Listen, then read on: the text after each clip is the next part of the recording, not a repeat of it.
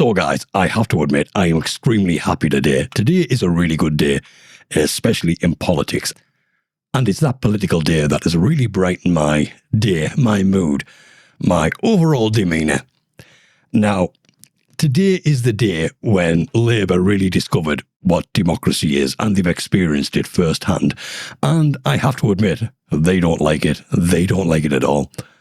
But we all knew it was coming, and in all seriousness, they knew it was coming. On another plus note, the Greens' momentum seems to be slowing down quicker than it gained traction, so that's always a good sign. You see, Zach, when you're in the political spotlight and you start acting like a maniac and criticising the police for doing the right thing, which is one time I'm going to give the police kudos, because with the Golders Green attack, they did do the right thing. I also have to mention that Reform really exceeded expectations.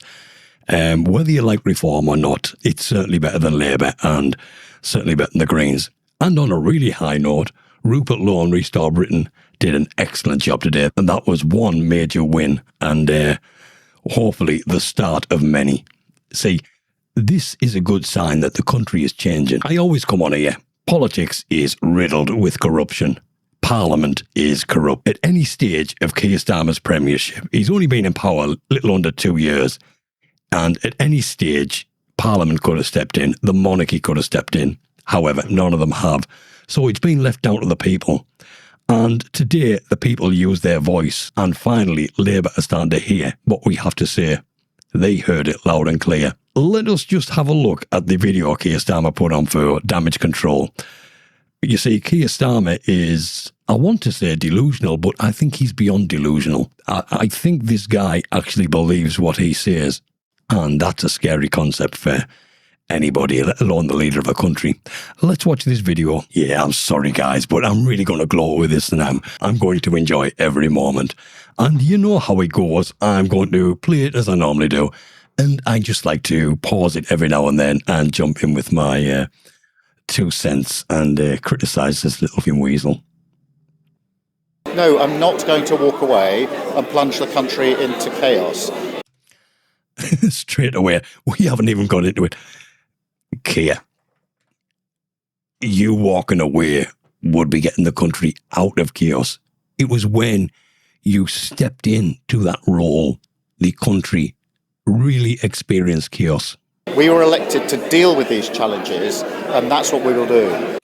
Now, this is what I mean by delusional. Keir, you weren't elected. Let's set the record straight. You were the best of a bad situation at that time. You weren't elected because people wanted Labour in. You were elected because the people wanted the Conservatives out.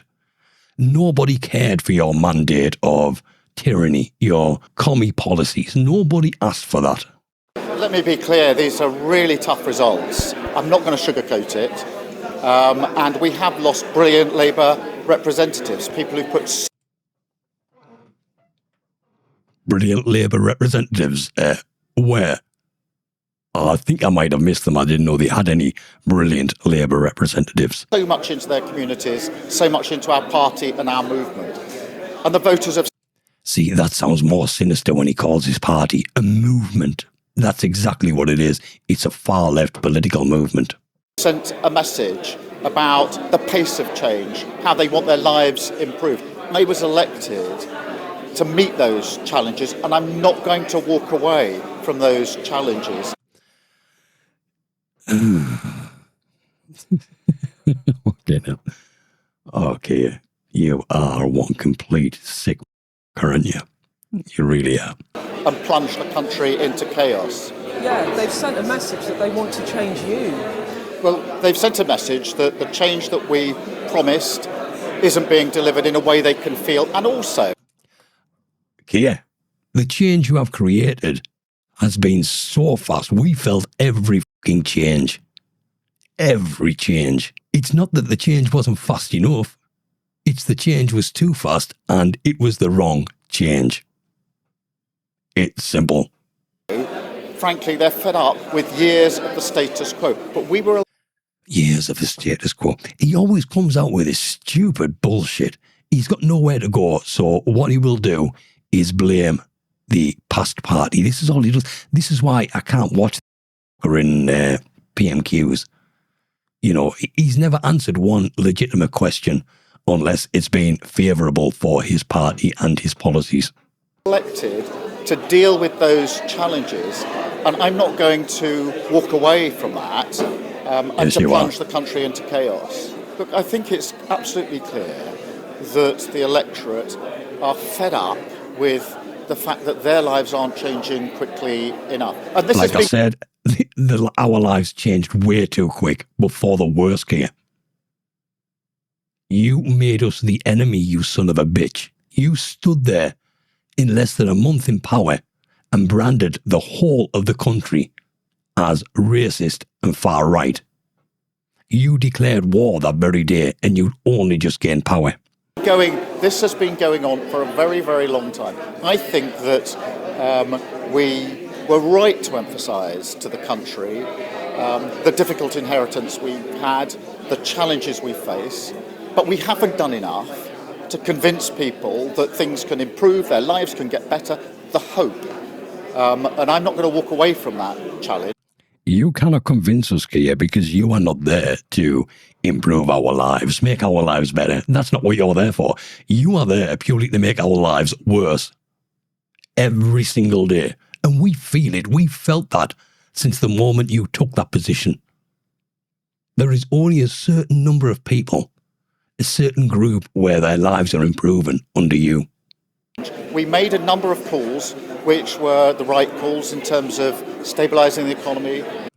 Stabilising the economy. You've drove unemployment through the roof. You haven't stabilised the economy. You have ruined the economy. Investing in our public services and not getting dragged into the Iran war. But we also made unnecessary mistakes. And my job now is to set out the steps that we will take to bring about the change that people want and deserve. No, I'm not going to walk away and plunge the country into chaos. We were elected to deal with these challenges, and that's what we will do. But I think it's very important that we don't sugarcoat these results, so I'm not going to do that. They are tough results, I accept that. They reflect voters who don't feel that their lives have changed enough or quickly enough, and that's been going on for a long time. We were elected to deal with that, and I'm not going to walk away from that responsibility and plunge the country into chaos. We won a landslide victory in July 2024. I led our party to that victory. That is a 5-year mandate to change the country. Yes, there are difficult conditions. The inheritance was terrible. The international context is very, very difficult. Right, yes. He may have inherited something that was terrible from 14 years of austerity. The conflict in Iran only just recently happened, so you cannot use that as an excuse. It's the same as PMQs. He will tell you that we have this hardship and this turmoil because of what is going on in Iran.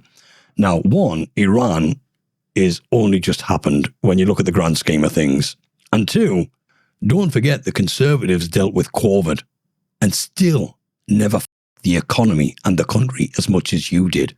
Now, one would argue that COVID was far worse than the Iran war, even though COVID was a bullshit f***ing exercise. But we need to inject that hope and convince people that things can and will get better. And that's why in coming days, I'll set out the further steps that we will take. Yeah, so Keir Starmer, ladies and gentlemen, this guy is an absolute tool. He's got no self-awareness, and this is what I keep on saying. He has zero self-awareness. He has nothing.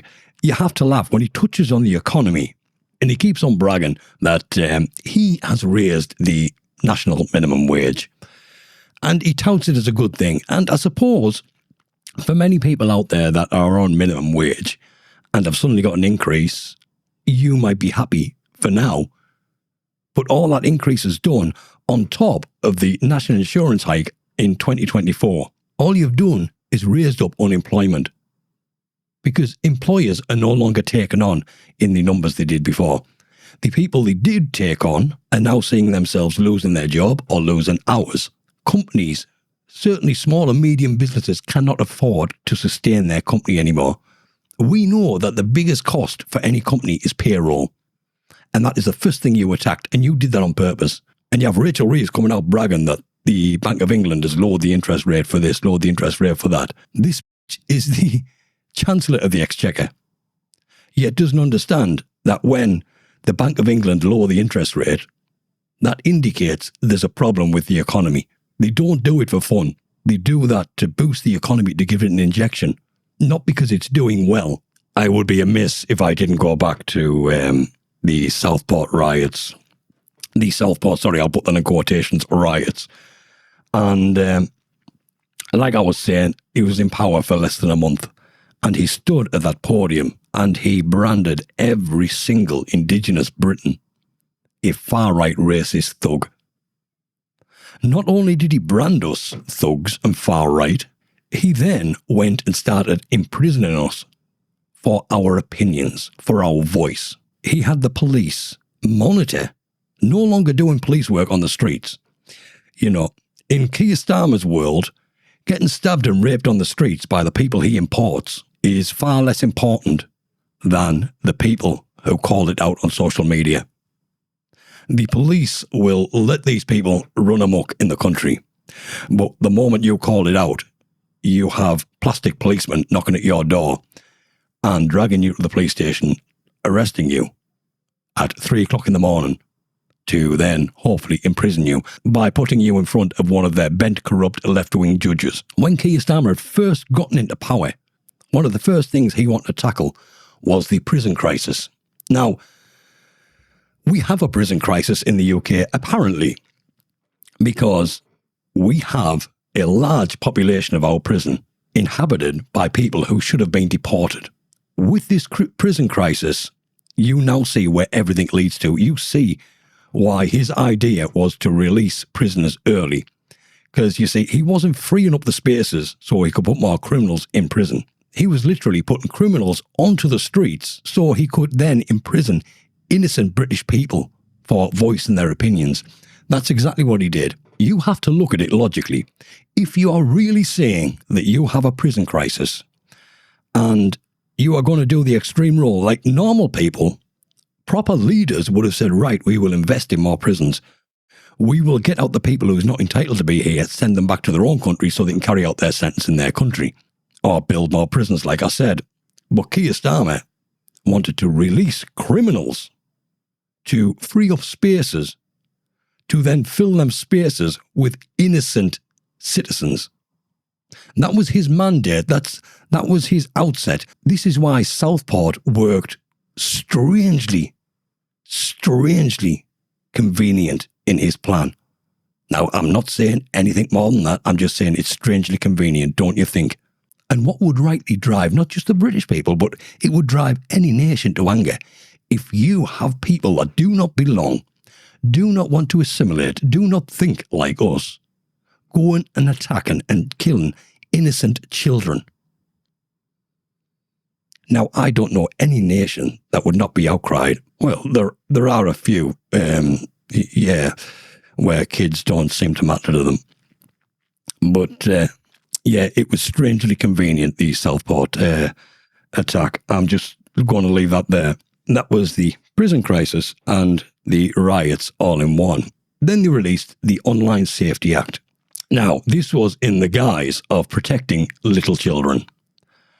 Yet, the things that are censored are things that would inform you and me, things that are the opposition to their narrative.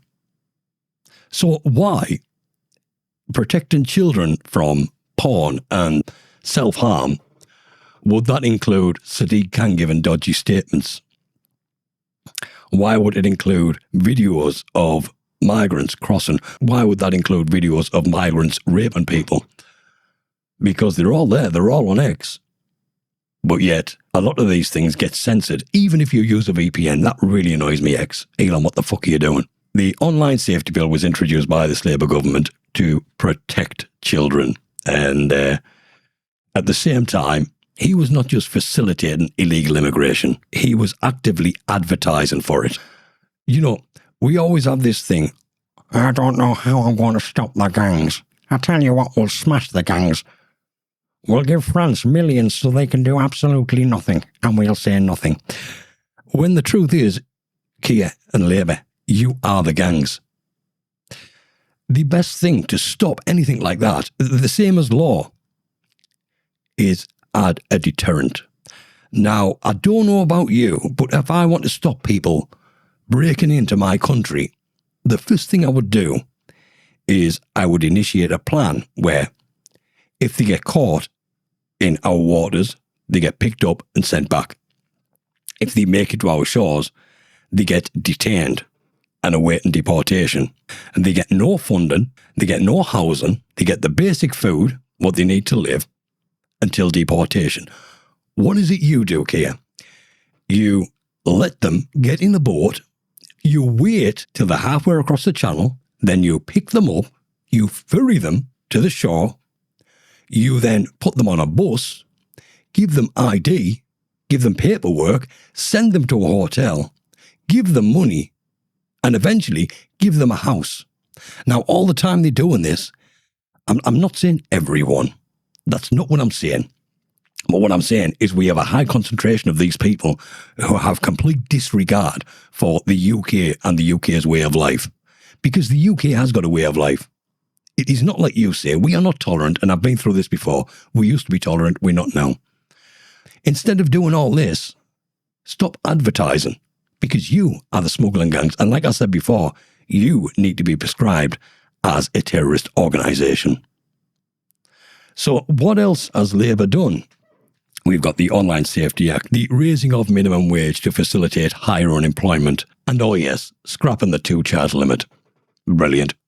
So all these good things you seem to brag about have negative consequences, like driving up unemployment, putting the welfare bill to $2 billion above income tax. So we are now forking out $333 billion on welfare, while raking in $331 billion on income tax.